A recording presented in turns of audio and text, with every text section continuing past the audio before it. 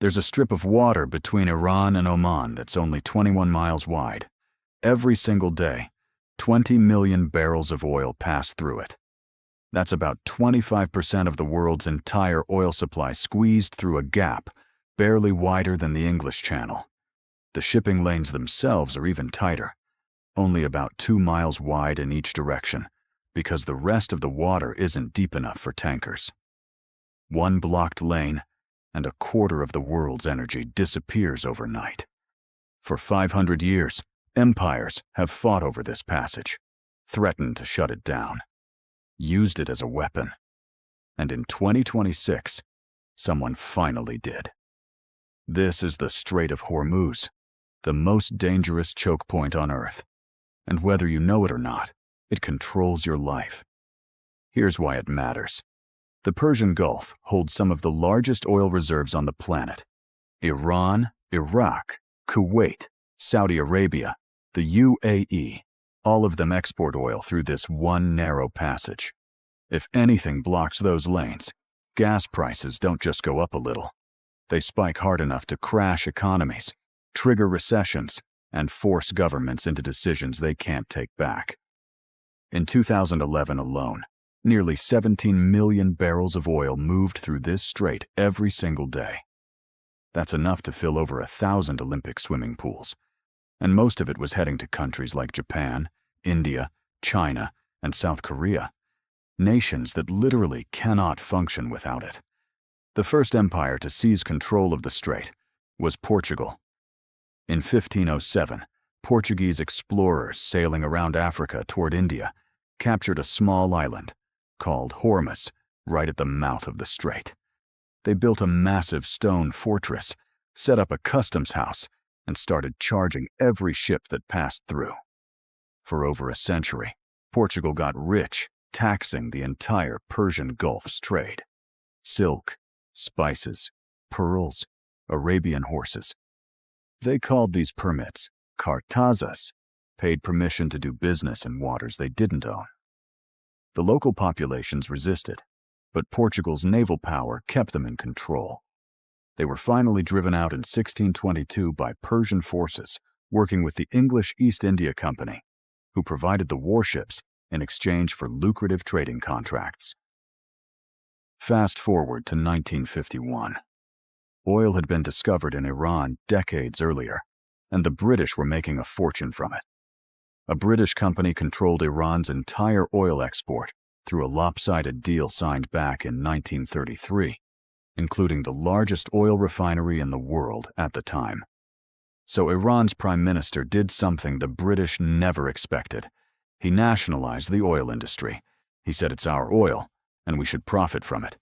The British responded by sending the Royal Navy to blockade the port and choke off Iran's access to the world.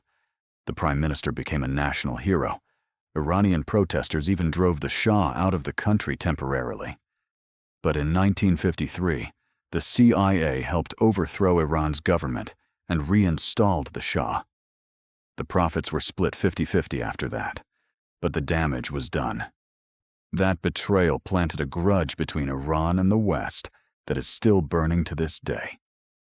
In 1980, Iraq invaded Iran. The war lasted 8 years and turned the strait into a war zone. Both sides started targeting oil tankers. Iraq hit Iranian tankers first. Iran retaliated by laying naval mines across the Persian Gulf and sending armed speedboats to harass Iraqi, Kuwaiti, and Saudi ships. The U.S. sent warships to escort tankers safely through the strait.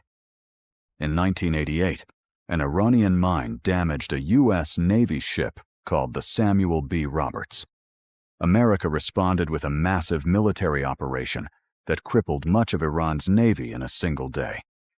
Then something terrible happened.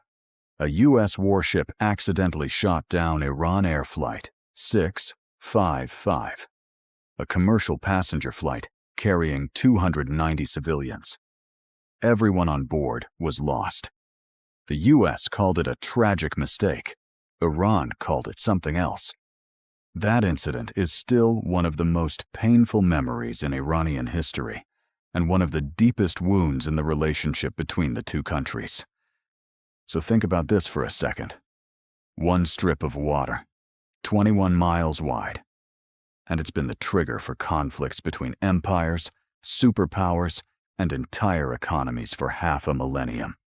And we're not done yet. From 2015 to 2024, Iran started seizing international ships passing through the strait. Container ships, oil tankers, cargo vessels.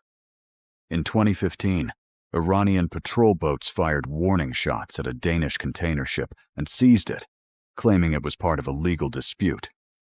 In 2019, they captured a British oil tanker in retaliation for a seized Iranian vessel near Gibraltar. In 2024, Iranian special forces boarded another tanker as part of a larger regional conflict. The U.S. Navy reported that Iran harassed or captured nearly 20 internationally flagged merchant vessels during this period. Each time, global oil prices jumped. Each time, the world held its breath. Then, 2025 changed everything. In June, Israel launched massive airstrikes on military and nuclear sites inside Iran. It was the first direct Israeli attack on Iranian soil. Iran fired back with drones and missiles. Global oil prices spiked immediately. The U.S. joined weeks later, sending bombers to hit underground Iranian nuclear facilities. Iran launched rockets at U.S. bases in Qatar and Iraq. After the strikes, Iran's parliament voted to close the Strait of Hormuz.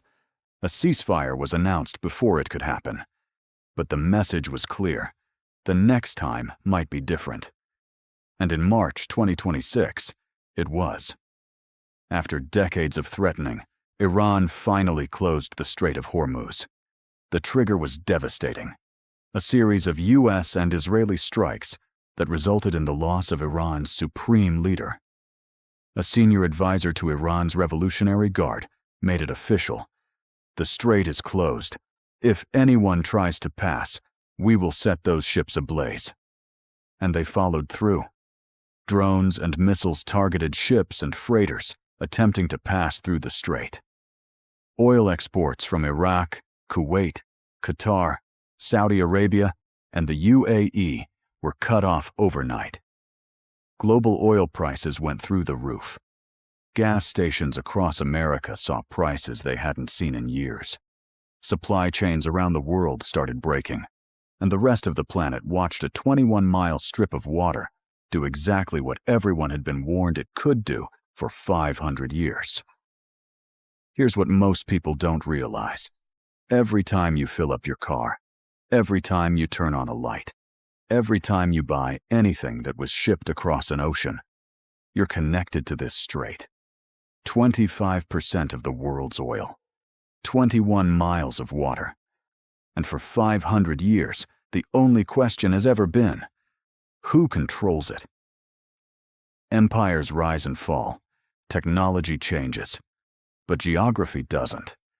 The Strait of Hormuz is still sitting exactly where it's always been, and the people who control it know exactly how much power that gives them. So next time someone says a place you've never heard of doesn't affect your life, remember this. A strip of water on the other side of the world just decided what you're paying at the pump tomorrow. If this opened your eyes, hit subscribe and drop a comment. Do you think the strait will stay closed, or will it open back up? I'll see you in the next one.